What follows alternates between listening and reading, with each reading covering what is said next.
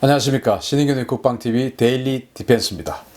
오늘은 제가 단독 기사 하나 소개해 드리겠습니다. 저희야 항상 단독 자주 하지만 특별히 오늘 단독이라고 하는 것은 우리 군 관련된 내용이기 때문에 제가 단독이라는 이름을 붙여서 오늘 그 기사를 소개해 드리겠습니다. 우리 한국 공군 차기 전투기 3.4조 원어치 20대 추가 도입 결정했습니다. 차기 전투기. 그러니까 지금 현재 우리 한국 공군이 F-35 40대를 계획을 했죠. 그게 FX 사업, 즉 차기 전투기 사업인데 그 40대를 할 때 아마 앞으로 20대 사업을 다 할 거다. 이런 예상이 있었는데 그게 지금 결정된 것으로 파악되고 있습니다. 자, 우리 군 고위자의 증언에 따르면 이렇습니다. F-35A 전투기 40대를 도입하는 FX 사업 후속으로 20대의 신형 전투기 추가 도입하는 FX 2차 사업 추진이 잠정 결정되었으며 예산은 3.4조 원 규모가 될 것이고 경쟁 입찰 방식이 될 것이다. 또 기존에 주문한 F-35A는 올해 3월부터 단계적으로 배치가 진행되어 오는 2021년까지 40대가 전력화될 것이다. 이렇게 밝혔습니다. 지금 이제 우리 한국 공군이 3월 달에 F-35 1호기, 2호기가 우리 그 한국으로 들어옵니다. 우리가 40대를 구매를 했으니까요. 그래서 이제 올해 한 그 10대 이렇게 해서 1년에 한 10대 페이스로 해서 2021년까지 40대의 F-35 전투기가 다 들어오게 됩니다. 그런데 왜 40대 구매를 결정을 했을 때 앞으로 20대를 다 할 것이다 라는 예상을 어떻게 해서 했냐.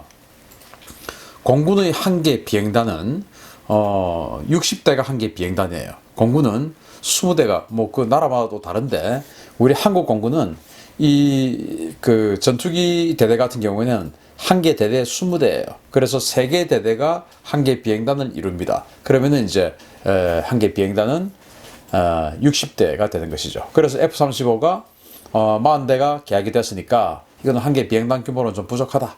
그래서 20대가 추가로 될 것이다 라는 예상을 했었죠.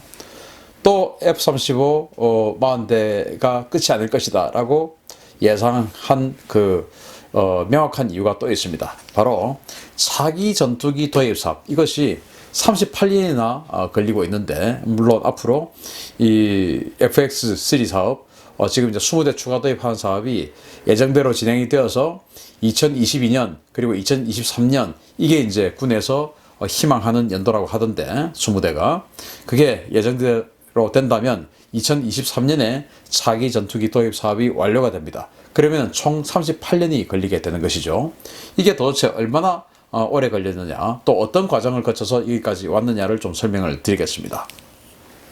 자, 여기 표를 보시면요. 먼저 F4 후속, F4가 팬텀기죠. 팬텀기의 후속, 그러니까 팬텀기가 과거에 쓰던 그 2세대 전투기 클래스 중에서는 가장 대형 기체입니다. 그러니까 그런 그 F4 팬텀기 후속의 F-15급 대형 전투기 소요제기 사업이 소요제기가 1985년도에 있었어요.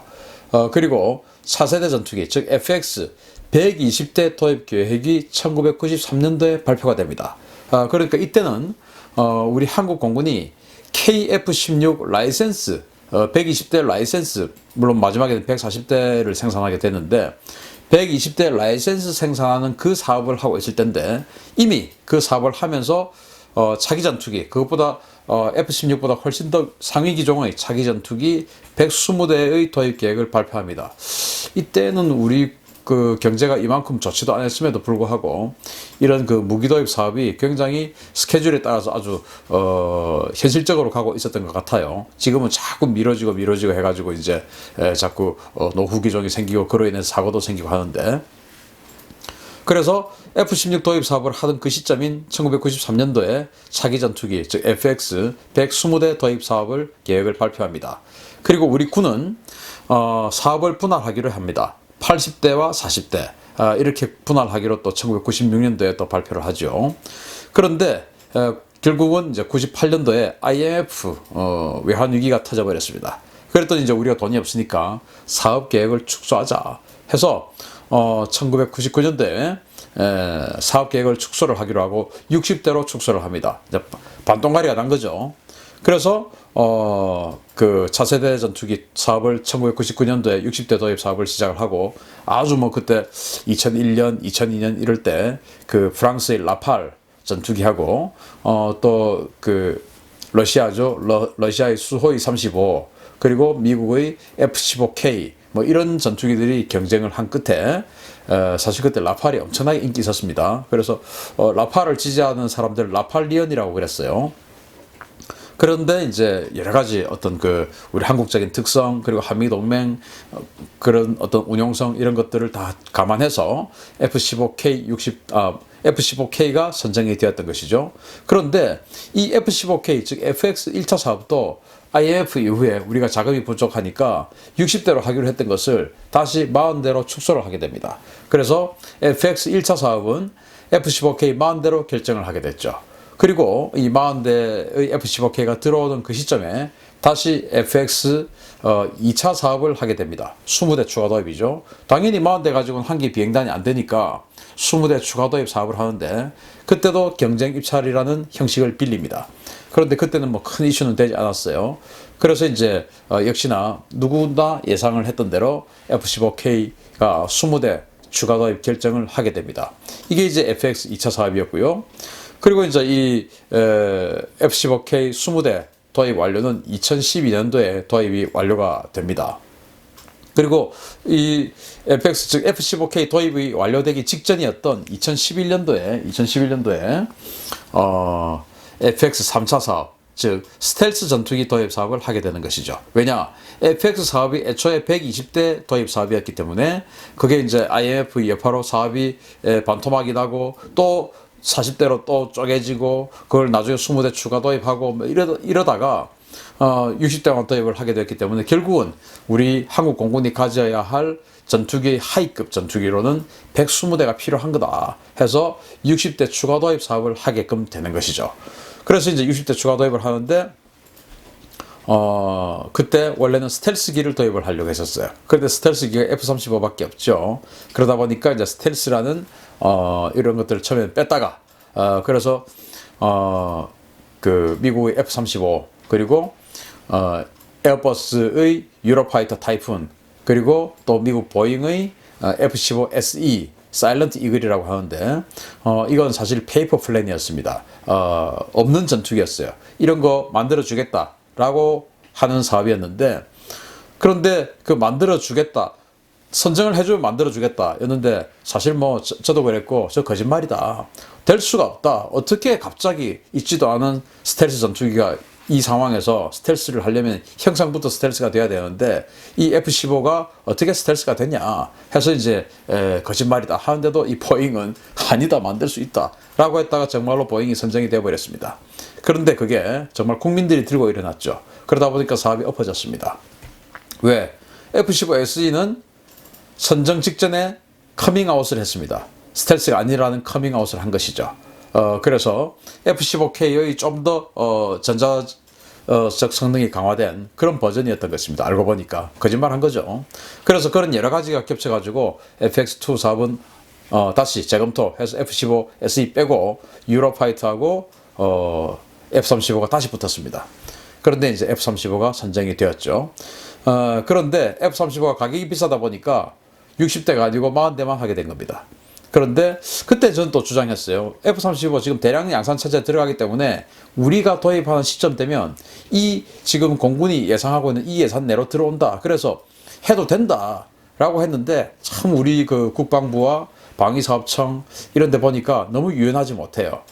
그래서 그냥 40대로 하더라고요. 그래서 40대 도입이 결정이 되었고 근데 지금 보니까 결국 다 가격이 다운되어서 그 예산 범위로 사실은 할 수 있었던 것으로 저는 판단이 됩니다. 그런데 이제 오늘 이번 그 3월 달에 그 우리 F-35 들어오게 되죠. 그런데 이게 2021년에 끝나니까 역시 또 20대가 모자라는 것이죠. 그래서 20대 도입 사업을 추가로 하는데 이게 F-35가 될지 아니면은 또 다른 전투기가 될지 모릅니다. 왜냐? 공개 입찰을 한다라고 군 고위 관계자는 이야기를 했습니다. 그래서 2022년, 2023년 이렇게 한 2년간에 걸쳐서 전투기 20대를 도입을 하는 사업을 지금 하게 된 것이다 라는 것을 저희들이 단독으로 전해드립니다. 자, 그러면은 어떤 기종이 도전장을 내밀 것인가, 이걸 제가 한번 분석을 해드리면서 각 기종의 장단점도 언급해 드리겠습니다. 먼저 우리 한국 공군이 지금 도입을 한 F-35A입니다. F-35A. 미 공군이 사용하는 버전하고 똑같죠. 이 F-35A는 미국의 록히드 마틴에서 제조를 했고요. 최대 속도는 마하 1.6입니다. 항속거리, 전투 행동 방향은 1239km, 즉 1239km까지 날아가서 공습이나 또는 전투나 이런 임무를 하고 돌아올 수 있는 능력이 있습니다. 꽤 멀리 날아가는 것이죠.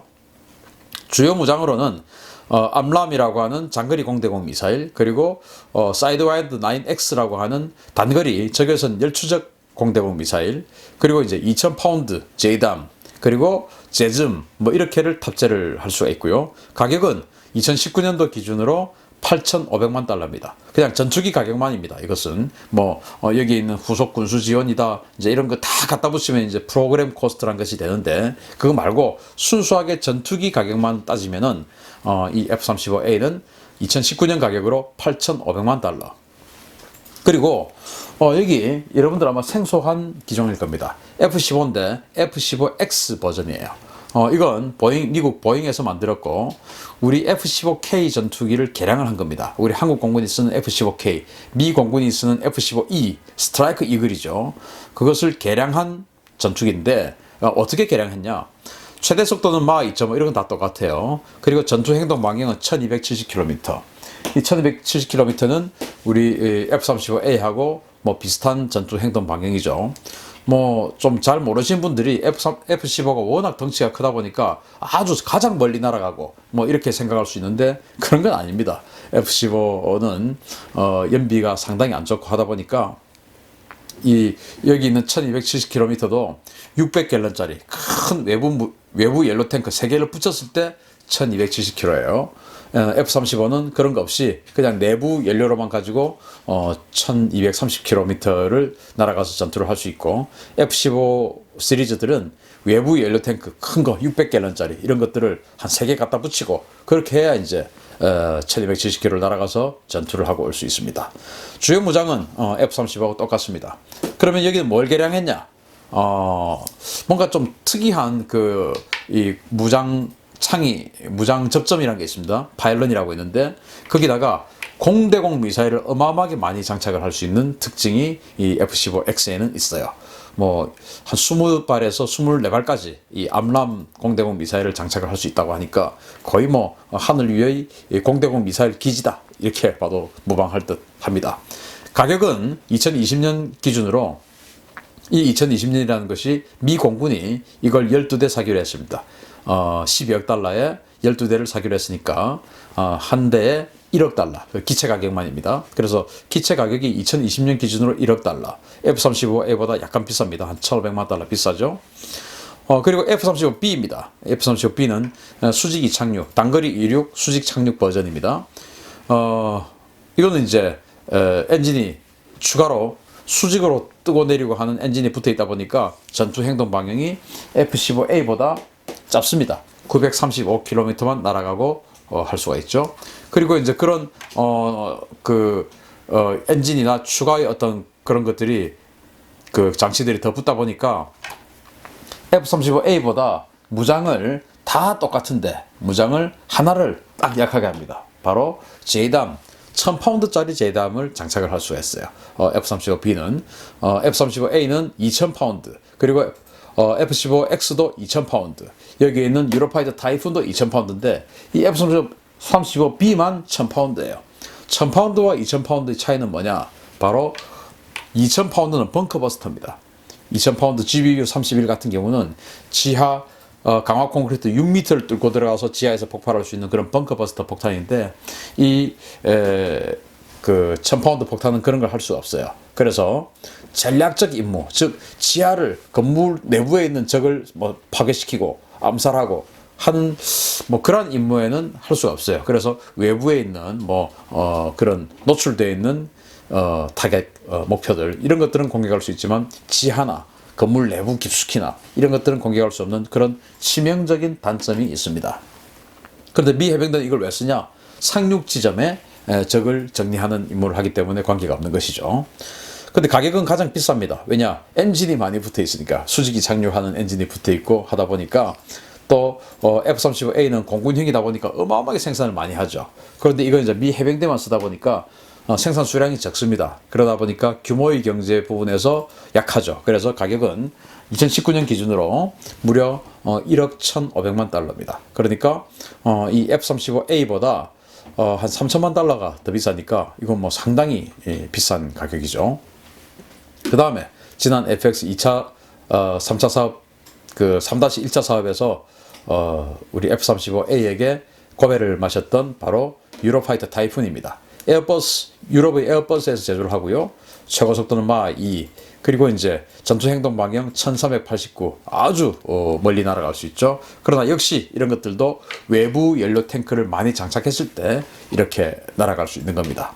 그리고 무장은 거의 똑같습니다. 다만 F-15나 록히드 마틴이나 이 보잉이나 록히드 마틴 미국제 전투기이기 때문에 제즘 미사일, 그 장거리 순항 미사일을 발사할 수가 있는데 여기 타이푼은 유럽제다 보니까 타우러스를 발사할 수 있습니다. 타우러스.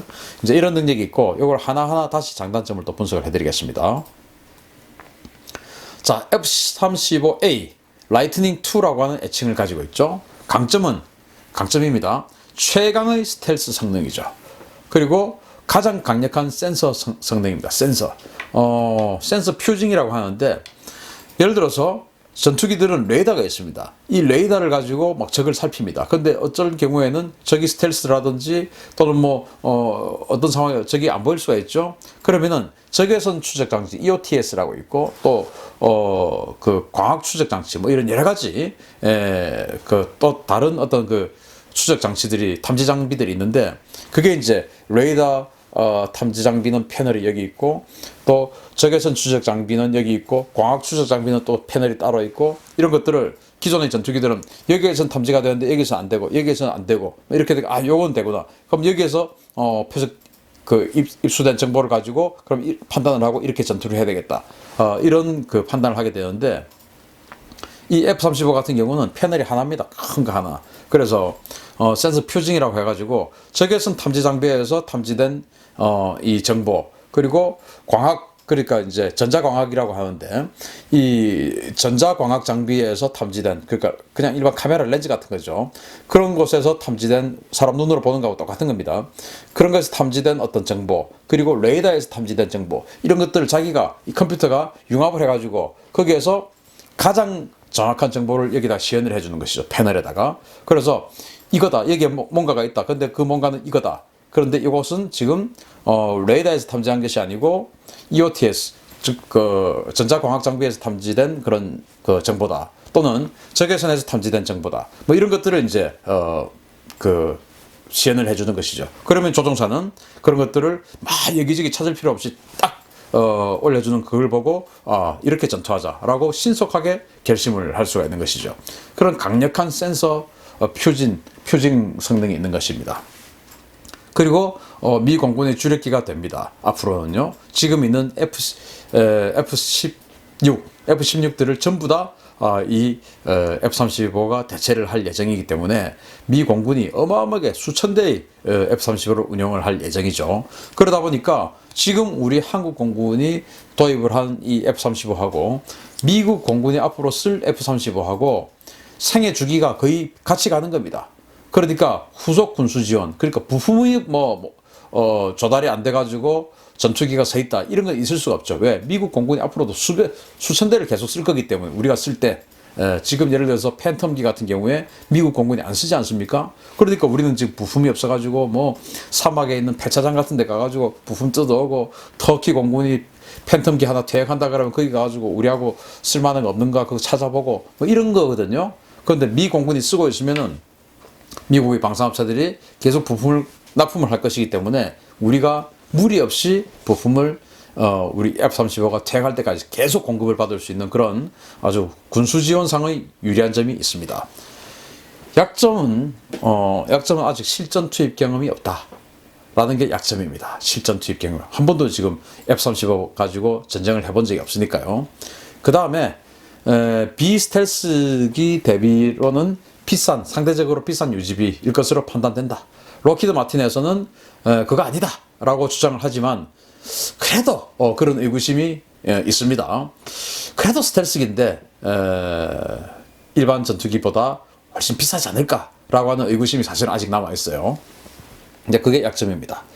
다음에 F-15X 같은 경우는 엄청난 무장 탑재 능력이 강점이죠. 이건 슈퍼 이글이라고 하는데, 그리고 강력한 레이더 성능입니다. 여기에 이제 A사 레이더가 탑재가 되는데 APG-80이라고 하는 A사 레이더, 이게 뭐 워낙 그 출력이나 이런 것들이 강력해서 아주 여러 가지 기능을 할 수가 있다고 그래요. 그리고 검증된 설계, 1970년대부터 설계가 돼가지고 지금까지 미 공군의 하이급 주력 전투기로 운영이 되었으니까 뭐 검증된 그런 기체죠. 그리고 우수한 운영 공통성. 그러니까 우리 한국 공군이 F-15K 60대 지금 한 대 출하해서 59대를 운영을 하기 때문에 그런 운영 공통성이 상당히 있다. 그리고 미 공군이 지금 이제 12대 샀죠. 그러니까 앞으로 역시나 이것도 미 공군이 아마도 더 살 수도 있어요. 그러니까 후속 군수 지원이 유리할 것이다. 라는 그런 강점이 있습니다. 약점으로는 낡은 설계. 1970년도에 이제 70년대에 이 F-15가 실전 배치됐으니까 뭐 그 이전에 60년대 설계했으니까 정말 낡은 설계죠. 그리고 스텔스가 아니다. 지금은 뭐 스텔스 시대인데 스텔스가 아니다. 엄청난 RCS 레이더 반사 면적을 자랑하고 있죠. 그러니까 스텔스하고는 전혀 관계가 없는 그런 형상이다. 그리고 지금까지 워낙 개량을 많이 해왔습니다. 그러다 보니까 이제 향후에는 이제 여기서 더 이상 추가 개량을 할 수가 있을까? 추가 개량이 힘들다라는 그런 예상을 할 수가 있습니다. 그 다음에 F-35B 같은 경우는 역시나 이제 라이트닝 2라는 애칭인데, 강점은 미래에 우리 한국 해군의 강습 상륙함 또는 한국 해군이 지금 그 마라도 합니다, 이런 그 백령도 합니다, 이런 강습 상륙함들 지금 만들려고 하지 않습니까? 그런 것에서 수직 이착륙으로 운용을 할 수도 있다라는 강점을 가지고 있고요. 그리고 이제 단거리 이륙 또 수직 착륙, 어떤 경우에는 수직 이륙까지도 할 수 있으니까 활주로가 적의 스커드 미사일에 의해서 파괴된 그런 상황에서도 운용이 가능하다라고 하는 그런 강점이 있고요. 약점으로는 이제 아주 비싼 도입 비용, F-35A보다 대당 기체 가격이 한 3천만 달러가 비쌌으니까 정말 비싸죠. 아주 비싼 도입 비용과 유지 비용이 약점이고요. 그리고 F-35 계열 중 가장 떨어지는 성능이다. 그리고 공군용 F-35A 우리가 40대가 있는데 그거하고 운영 공통성이 낮습니다. 생긴 건 이래도 사실 운영 공통성이 아주 다른 부분이 많아서 이 후속 군수 지원 부품 조달하는 것이 너무나 다양하게 해야 된다 하는 그런 약점도 있습니다. 다음으로는 유로파이터 타이푼이에요. 지난번 FX 3 사업을 할 때 우리하고 소송까지도 하고 했었는데, 자기네들이 좋은데 왜 떨어졌냐 이래가지고 소송도 하고 했었는데 하려고 했었죠. 그런데 어쨌든 강점으로는 아주 우수한 기동성이 강점입니다. 그리고 그때도 마찬가지였지만 만약에 이걸 도입하게 되면 기술 이전을 많이 해준다고 했어요. 아마 이 유로파이터 타이푼이 다시 입찰에 들어온다면 또 역시나 기술 이전에 대해서 아주 전향적으로 미국과 달리 상당히 많은 기술을 전수해 줄 가능성이 높습니다. 그런 강점이 있고요. 약점으로는 기존 도입국조차 포기하는 어마어마하게 높은 가격입니다. 지난번에 제가 A400M 그 수송기 말씀을 드렸죠. 그것도 기존 도입 예전국들이 너무 가격이 높아서 다 포기하고 스페인이 그렇게 포기한 거 우리한테 지금 떠넘기려고 하고 있지 않습니까? 마찬가지로 이것도 그렇게 약속했던 영국이나 독일 이런 나라들이, 스페인, 이태리 이런 나라들이 막 그 도입을 포기할 정도로 정말 높은 가격입니다. 살인적인 유지비와 군수 지원 문제. 독일 공군이 현재 128대를 운영을 하고 있는데 작년에 나온 기사를 보면 독일 현지 언론 기사입니다. 기사를 보면 불과 4대만 운영하고 있답니다. 가동률이 5%밖에 안 된다고 하니까 정말 이거는 그 너무나 문제가 많은 군수 지원 그리고 가동률이다라고 생각이 되고요. 이제 비스텔스가 아니니까 비스텔스 그리고 여러 가지 면에서 이제 지금 5세대 전투기와는 좀 떨어지는 그런 성능이 있고요. 그리고 이제 그런 그 유로파이터가 그 에어버스가 사실은 이 무기 그런 시장에서 거짓말을 좀 많이 했다라는 그런 이야기들이 좀 있어요. 그런 평가가 좀 있습니다. 그래서 그런 여러 가지 문제들, 특히나 그 도입 가격도 비싸지만 운용 유지비가 너무 비싸다. 에어버스에서 만드는 게 다 그런 것 같아요. A400M도 제가 지난번에 C130에 비해서 한 거의 6배 정도의 운용 유지비가 든다고 했던데 이것도 마찬가지입니다. 거기다가 독일 공군은 128대 있는 것 중에서 뭐 4대밖에 실제 가동을 못 한다고 하니까 이건 뭐 정말 참 희한한 그런 상황이죠. 이렇게 소개를 마치고 자, 변수를 하나 말씀을 드리겠습니다. 미국 국방부 장관 그 제임스 매티스 국방부 장관이 그만뒀죠. 그만두고 나니까 여기 있는 이 패트릭 M 셰나한이라고 하는 이 사람을 국방장관 대행에 임명했습니다. 청문회 안 해도 되니까 대행은. 그래서 지금 상당히 긴 기간 동안 이 사람이 국방장관 임무를 하게 될 텐데 이 사람이 보잉이라는 회사의 간부 출신이에요. 부사장 출신입니다. 트럼프 사단에 합류하기 전까지 보잉의 미사일 항공 미사일 부분 부사장이었어요. 이런 사람이 30년 동안 근무했던 사람이 지금 국방부 장관이 되다 보니까 아마도 보잉 것을 굉장히 압박을 할 수도 있지 않을까. 미국 국방부 장관이니까 그렇게 생각이 되고 그 근거로는 미국 공군이 KCX 사업이라고 해가지고 공중급유기 도입 사업을 지금 그 179대짜리 도입 사업을 했는데 이 KC-46을 선정을 했어요. 선정했는데 이게 뭐 평가를 하다 보니까 이 연료를 주입하는 붐이 자꾸 흔들립니다. 흔들리다 보니까 기체 상부에 이제 여기 딱 꽂아가지고 그 주유를 해야 되는데 이게 흔들리다 보니까 뭐 제대로 안 꽂혀가지고 막 끓고 스텔스기 같은 거 F-22나 F-35 같은 거 끓어버리면 어떻게 됩니까? 스텔스 성능 큰일 나죠. 그러니까 막 끓고 뭐 이러다 보니까 미 공군이 인수를 계속 안 하고 있었어요. 그런데 이 양반이 장관이 되자마자 바로 그냥 인수 이렇게 진행이 돼버리고 물론 이 양반이 뭐 장관 되고 나서 정해진 건 아니지만 이 F-15X 이걸 이제 12대를 미 공군이 도입을 하게 됐고요.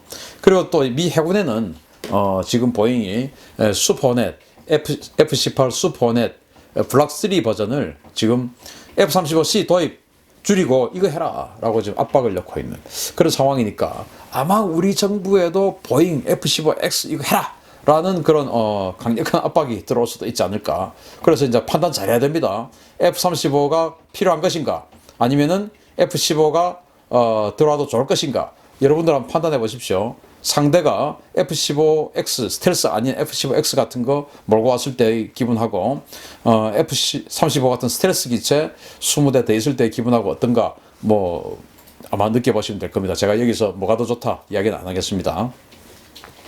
자, 이렇게 해서 3.4조 원의 FX 사업을 마감하는 마지막 사업인 것 같아요. 이 사업 누가 웃을까?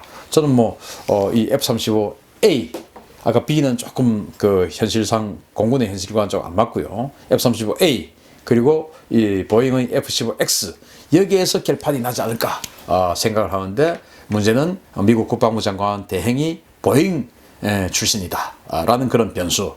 그렇지만은 여러 가지 성능은 또 이 F-35가 또 더 낫다라고 하는 또 그런 어떤 그 반대 뭐 이런 여러 가지가 있는데 아무튼 우리 국방부가 하던 일이 요즘 뭐 워낙 이상해가지고 이상한 결정할지도 모르는데 어쨌든 우리 국익과 대한민국 안보 현실에 맞는 그런 무기를 선정해 주길 바라고 어쨌든 이 좋은 소식 전해드리는 것을 단독으로 전해드리는 것을 기쁘게 생각하고 신인균의 국방TV 구독, 좋아요 눌러주십시오. 또 뵙겠습니다. 감사합니다.